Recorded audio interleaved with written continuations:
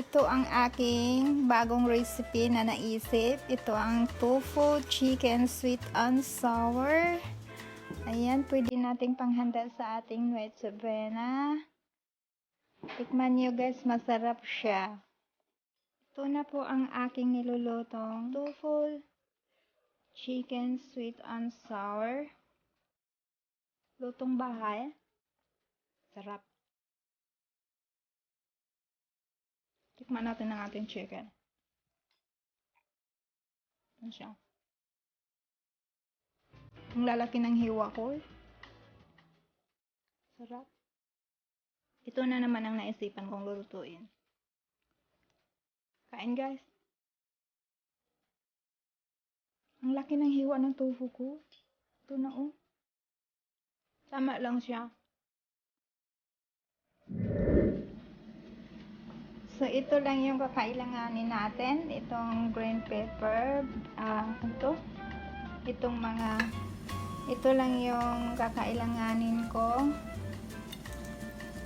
Itong tatlong kulay na bell pepper. Tapos, itong ating onions. Then, bawang. Then, haluan ko siya ng pineapple chunks. I-slice ko lang siya kasi medyo malaki-laki siya. Tapos yung ano nito, yung syrup nito, ihalo ko. Tapos yung chicken, i-slice lang natin to ng tulad ng ating tofu. At ito yung tofu natin. Ito yung gagamitin ko. Tapos hugasan ko lang siya ng mainit na tubig. Tapos saka ko siya i-slice. Na yung tofu natin, tapos hugasan na natin. Itatapon natin tong water nito, tapos yan, kasi may tubig to sa loob eh. Tapos ilalagay lang natin siya sa ating bowl. Yan. Tapos anuhin ko lang siya ng mainit na tubig. Tapos bubuhusan ko lang siya ng ating hot water. Tignan natin. Hindi ko ng marami. Optional lang. Ganda yung ganitong tofu pag marunong kayong pumili. Yung parang hindi siya madaling maduro. Is lang natin siya din tulad ng ating chicken. Palapag. Ay ano yan. Depende po yan kung depende po yan kung gaano kalaki ang slice no. Ayan siya. Ayan. Tapos, i-marinate natin saglit ng ating chicken. Tapos, ang ating oyster sauce. Bit of salt. Lagyan natin ng ating rice wine. Para matanggal yung langsa. Tapos, kamayin lang natin halo. I-marinate lang natin saglit, saka natin i-coating. I-mix lang natin siya. So, lagyan na natin siya ng ating cornstarch. This is crispy powder. I-mix na natin. I-mix lang natin gamit na naman ang ating kamay. Tapos, i-coating natin ang ating tofu. Okay. Hanguin na natin. Yan siya. Saka natin isusunod yung ating chicken. At sin dito pa rin siya.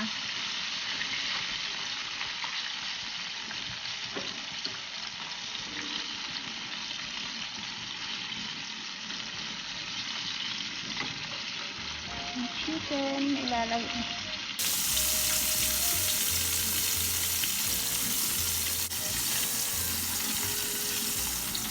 na ang ating tofu.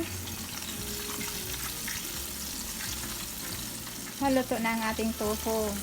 Tapos, tuloy-tuloy lang natin ang pag-fry ng ating chicken.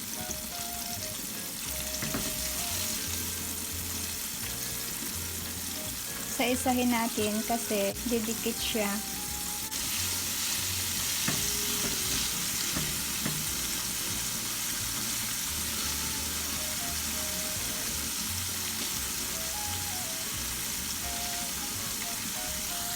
Dilipat lang natin sa ating bowl yung syrup ng ating pineapple, oyster sauce, tapos ang ating balsamic vinegar. Itong gagamitin natin pang asim. Tapos soy sauce. Niluluto nyo. Sa akin, tansya lang to lahat eh. Tapos ang ating pepper powder. Potato starch ang pangpalapot ko na yan. Then i-mix lang natin. Hanggang matunaw yung sugar at saka yung ating potato starch. Then dagdagan natin ng water. Ito na yung ating lutong tofu at saka chicken. Then hiniwa ko na yung ating bell pepper, then onions, then garlic, at saka yung ating pineapple. Igigisa lang natin siya, saka natin lalagay yung sauce natin. Igigisa lang natin ang ating pampalasa, itong bawang,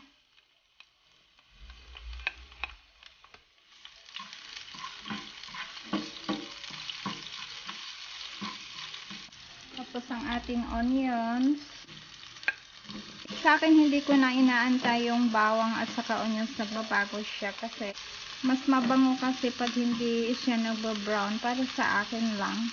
Ihuhulog na natin ang ating tatlong klaseng bell pepper. Sasabay na natin ang ating pineapple chunks.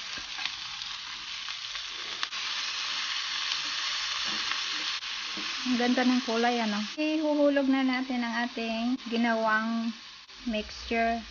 Dahan-dahan lang ang apoy pag inaano nito kasi may cornstarch na siya.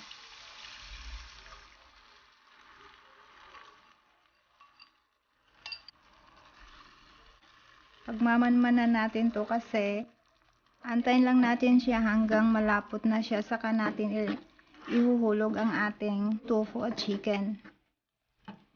Yan siya, malapot na, diba? Then mix na natin ang ating yung tofu.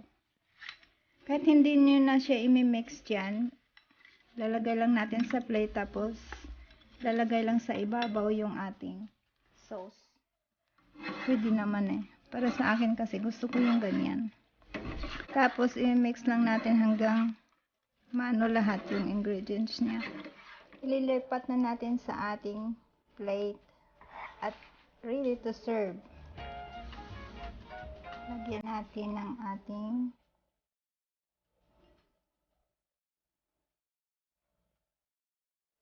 okay guys, thank you for watching. Sana magustuhan nyo itong luto ko. Bye bye!